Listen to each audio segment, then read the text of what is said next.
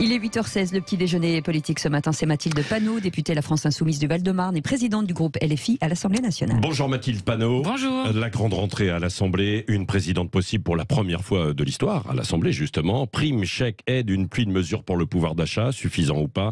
L'Ukraine, l'OTAN, Conseil de guerre, quelques-unes des questions que nous allons voir ensemble. D'abord, Mathilde Panot, puisque vous attendez de pied ferme Elisabeth Borne à l'Assemblée avec votre groupe, j'aimerais bien sincèrement connaître votre avis sur la Première ministre, que vous avez évidemment rencontrée en tant que chef de file de LFI. Est-ce qu'elle vous semble ouverte au dialogue ou est-ce qu'elle est vraiment intransigeante ? Écoutez, je pense qu'Elisabeth Borne est là pour appliquer la politique que Emmanuel Macron lui a demandé d'appliquer, c'est-à-dire la retraite à 65 ans, d'ailleurs elle l'a redit plusieurs fois, le RSA conditionné à des heures de travail gratuit, continuer à détruire nos services publics, notamment l'éducation et la santé, et donc elle est sur la feuille de route finalement que lui a donné le président de la République. Surtout Après, Madame elle peut imposer Borne, son style, non ?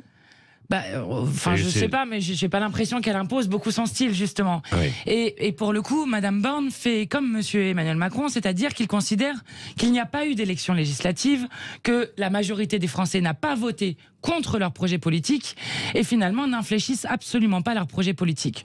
Donc moi, pour avoir eu une discussion au téléphone la semaine dernière et pour l'avoir encore cette semaine sur ces questions-là, je ne trouve pas d'ouverture particulière et je n'en suis pas étonné. Elle n'est pas ouverte au dialogue quand vous lui dites nous. Écoutez, lorsqu'il commence par expliquer que la France Insoumise n'est pas un parti de gouvernement, voire n'est pas un parti républicain comme Madame Borne l'a laissé entendre, je pense que l'ouverture n'est pas là et je n'en suis pas étonné quand c'est la femme qui a détruit les services publics ferroviaires, la RATP, qui a aussi fait la réforme de l'assurance chômage. Là aussi, il y avait des feuilles de route, quoi. Elle vient pourtant des rangs de la gauche, c'est ce que l'on dit. Mais non, ça, ne vous laissez pas avoir par ces contes qui sont racontés. Non, Madame Borne, c'est quand même celle qui a fait, je disais, la réforme de l'assurance chômage, qui a fait 2 milliards d'économies sur les plus pauvres du pays.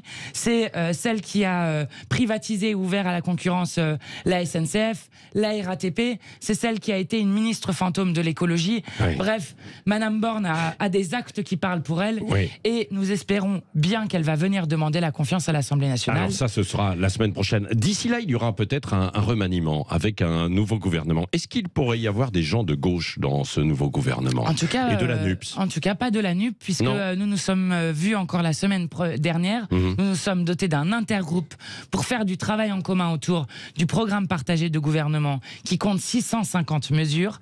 Et nous sommes toutes et tous d'accord pour dire que nous voterons contre la confiance au gouvernement, que nous sommes l'opposition et l'alternative. S'il y a un vote de confiance. L'opposition et l'alternative à Emmanuel Macron. Oui, mais j'espère bien qu'il y aura un vote de confiance. Écoutez, c'est quand même une tradition républicaine qui est très ancrée.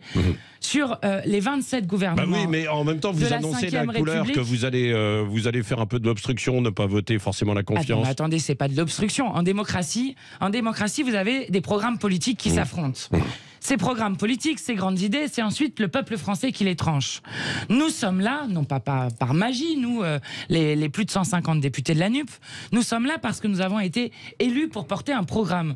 Donc vous nous excuserez après de respecter ce que nous ont demandé les électeurs et les électrices et de porter une alternative à Emmanuel Macron. Pourquoi ?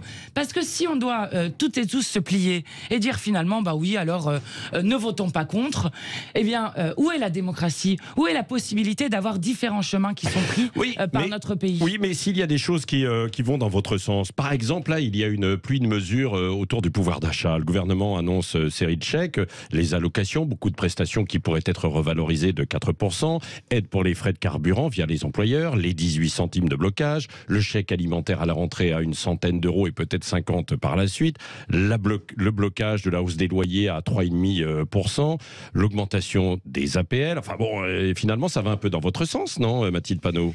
Alors, vous m'auriez parlé, par exemple, de l'inscription de l'IVG, de l'avortement dans la Constitution. Je vous aurais dit, oui, nous voterons en commun. Mais alors là, franchement, le texte dont vous êtes en train de parler, la grande loi pouvoir d'achat dont on nous a parlé, en fait, ce ne sont que des miettes qui sont distribuées aux gens. Je vais vous donner un exemple. On nous dit, regardez, incroyable, on va augmenter de 3,5% les APL.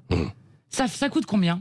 En total, 160 millions à peu près. 168 millions, exactement. Oui, 168 millions. Vous savez combien d'économies ils ont fait sur les APL? Entre 8 et 10 milliards au total. 15 milliards. Non, pas 15 milliards. Eh bien, 15 je ne sais pas d'où vous avez sorti ce chiffre, j'ai vu que vous l'aviez. Alors qu'on dit que c'est à 8 à 10 milliards si on prend l'ensemble des... Si vous voulez, moi je dis 15 milliards, mais je prends votre chiffre. 168 millions par rapport à 8 à 10 milliards.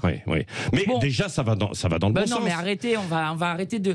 Je veux dire, on est dans un pays dans lequel il y a 5 milliardaires qui détiennent autant que 27 millions de personnes. Donc moi, je veux bien qu'on nous dise que c'est incroyable qu'on nous distribue l'aumône par-ci par-là, mais la vraie question, c'est une question de partage des richesses dans notre pays. Qu'est-ce que vous répondez? Et donc nous allons proposer avec la NUP et présenter notre propre proposition de loi. Alors juste avant de nous donner ça, qu'est-ce que vous répondez justement à Bruno Le Maire, le ministre de l'économie, qui dit on atteint la cote d'alerte?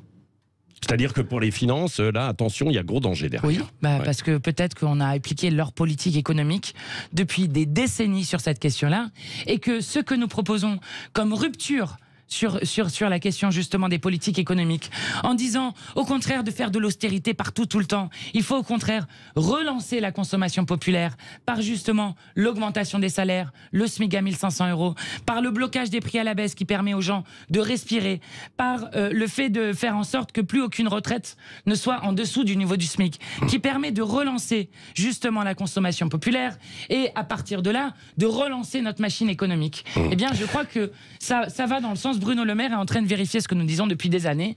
Leur politique mène toujours au désastre. Alors, qu'est-ce que vous allez proposer? Parce que vous allez formuler une proposition de loi sur le pouvoir d'achat, justement, que vous allez présenter, là, c'est ça? Exactement. Est-ce qu'elle est bouclée et qu'est-ce qu'il y a dedans?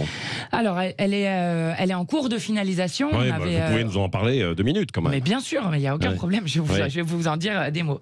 Alors, nous, ce que je disais, c'est que justement, nous voulons relancer la consommation populaire. Donc, SMIC à 1500 €. À 1500 € net, garantie d'autonomie pour les jeunes à 1063 € par mois, parce qu'il y a un moment, il va falloir arrêter d'être dans un pays aussi riche que le nôtre et d'avoir autant de jeunes qui font la queue pour aller aux banques alimentaires. Ensuite, je disais, aucune retraite sous le SMIC. Le blocage des prix à la baisse. Donc à 1500 €, parce que c'était 1000 €, là ce serait à 1500 €. Nous sommes à 1500 € net. La gratuité des premières quantités d'énergie, indispensable à la vie digne, et l'interdiction réelle des coupures. Voilà des exemples de ce qui devrait être dans cette loi. Bien évidemment, nous savons comment financer tout cela. Oui, c'est ce que j'allais vous dire. Oui. Bon. Il suffit d'aller chercher dans les bonnes poches. Vous savez, quand je disais 5 milliardaires détiennent autant que 27 millions de personnes, ça veut dire que la richesse se concentre et que vous n'avez plus qu'à aller chercher dans certains endroits. C'est vrai, mais sinon, si ces milliardaires... Alors, admettons, par exemple, que vous allez leur prendre effectivement de l'argent. Mais pour certains, ils n'investiront plus en France, ils partiront. Eh bien, nous ferons comme les États-Unis, qui, je crois, ne sont pas un pays soviétique. Nous mettrons en place l'impôt universel. Vous partez de notre pays, aucun souci, mais si vous voulez garder la nationalité, alors vous payez la différence entre ce que vous payez, par exemple, dans un paradis fiscal ou je ne sais où, et ce que vous auriez dû payer en France.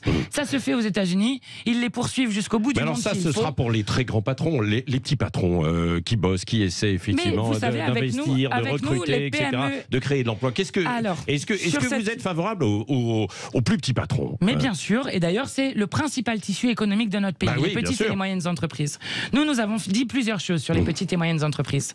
Déjà que d'augmenter les salaires va permettre de créer la boucle vertueuse dont je parlais et va d'abord et avant tout revenir aux petites et moyennes entreprises du pays. Première des choses. Deuxième des choses, nous savons qu'il est difficile pour des petites et moyennes entreprises d'envisager l'augmentation des salaires, notamment l'augmentation du SMIC, sans aide sur les cotisations. Donc nous créons un fonds inter-entreprises sur les cotisations. Troisième des choses, vous avez des petites et moyennes entreprises qui aujourd'hui sont plus taxées que des multinationales. Eh bien, nous ne sommes pas d'accord avec ça. Et donc, nous faut baisser l'impôt sur les sociétés, alors. Vous êtes d'accord, ça? L'augmenter sur les plus grosses. Oui. Voilà. Et le baisser pour les petites et moyennes, effectivement. Bon, mais vous voyez, nous aspirons toujours à gouverner. Nous sommes toujours là. Oui. Et si nous n'avons pas encore la majorité absolue à l'Assemblée nationale... parlons de l'Assemblée nationale, Mathilde Panot. Vous êtes la chef de file de LFI. Yaël Braun-Pivet devrait être élue aujourd'hui présidente de l'Assemblée nationale. Une première pour une femme. Vous allez lui réserver un bon accueil? Alors, nous aurons notre propre candidature, mais Oui, je pense que c'est important que un poste comme celui de présidente de l'Assemblée nationale, qui n'avait jamais été occupé par une femme, le soit par une femme. Mais vous savez, il ne faut pas non plus tout Première résumer. ministre femme, présidente de l'Assemblée Oui, femme. c'est bien, c'est bien. Vous voyez, je ne dis pas toujours c'est Bravo bien. Macron, alors là, vous dites. Bon, enfin, bravo Macron, il ne faut pas non plus exagérer, mais non, mais c'est important. Oui. Mais le mauvais symbole, quel est-il? C'est que Madame Yael Braun-Pivet est aussi celle qui est à la tête de la commission des lois, a enterré l'affaire Benalla. La commission d'enquête spécifique qui s'était fait au moment du scandale sur Benalla.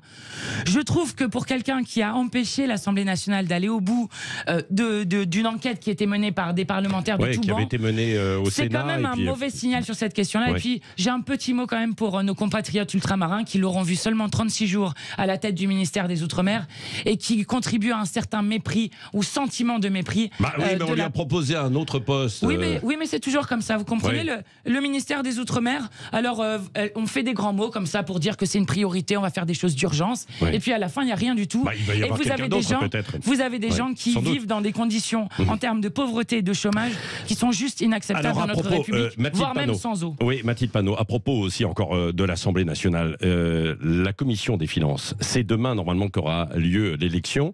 À qui doit-il revenir ce poste? Alors évidemment, vous allez me dire à nous, la NUPS, sauf qu'il y en a d'autres qui disent c'est le plus gros groupe parti à l'Assemblée, donc c'est RN.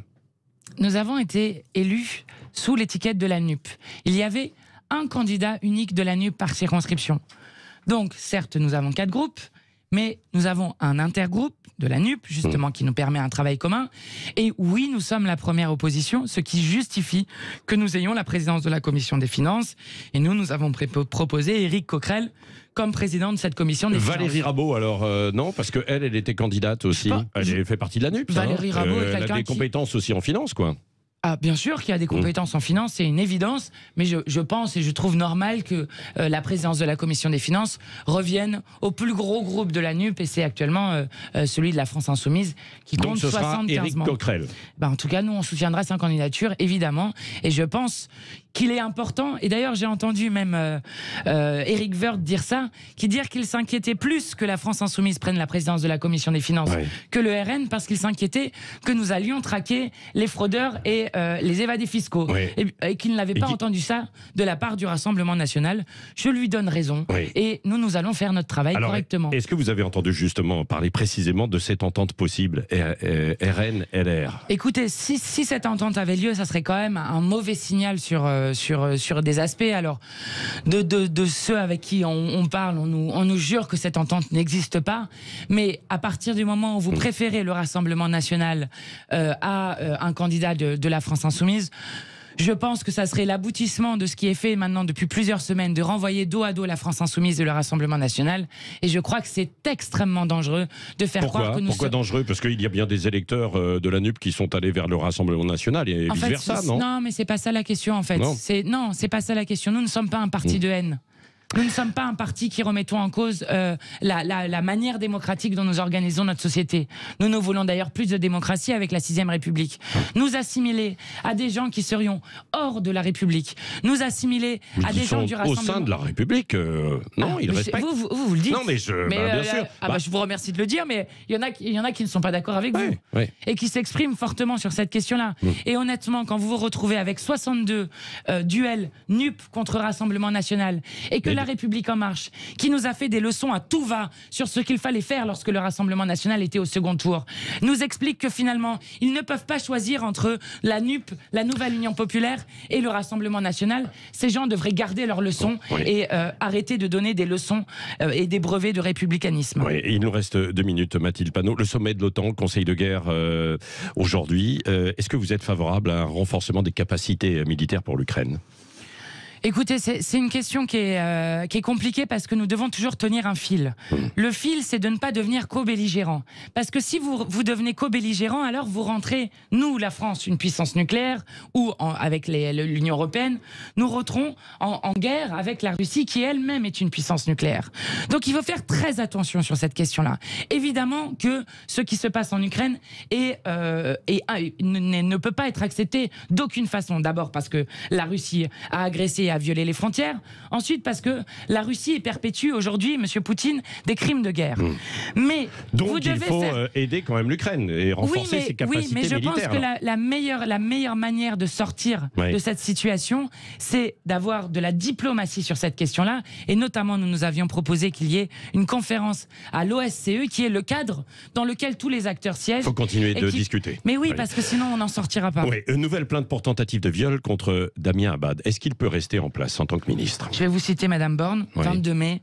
Je peux vous assurer que s'il y a de nouveaux éléments, si la justice est à nouveau saisie, on tirera toutes les conséquences de cette décision. Donc, si on écoute Madame Borne, oui, bien sûr, Monsieur Abad doit démissionner. Je crois que lorsqu'il y a une plainte, rétorque par une plainte pour mais très calomnie. Bien. Mais vous savez, la présomption d'innocence existe. Hein, moi, je ne la nie pas.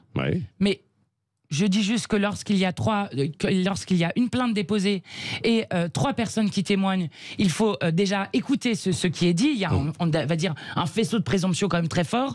Et la deuxième des choses, c'est que vous avez un devoir d'exemplarité lorsque vous êtes ministre.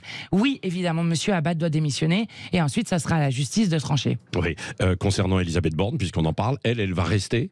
Pour vous, il n'y a pas de problème pour qu'elle soit première ministre? Et vous attendez quoi de son remaniement? Vous ne l'avez pas dit tout à l'heure. Je lui demande de venir devant l'Assemblée nationale, elle ou le Premier ministre qui sera là pour appliquer la politique d'Emmanuel Macron, de faire un discours de politique générale, mais surtout un vote, parce que c'est ce qui se passe en démocratie, dans toutes les démocraties du monde. Vous allez devant l'Assemblée pour demander la confiance au Parlement. Donc voilà, nous continuons de demander cela avec force. Oui, merci Mathilde Panot, députée LFI du Val-de-Marne et présidente du groupe à l'Assemblée nationale, était l'invitée ce matin de Sud Radio.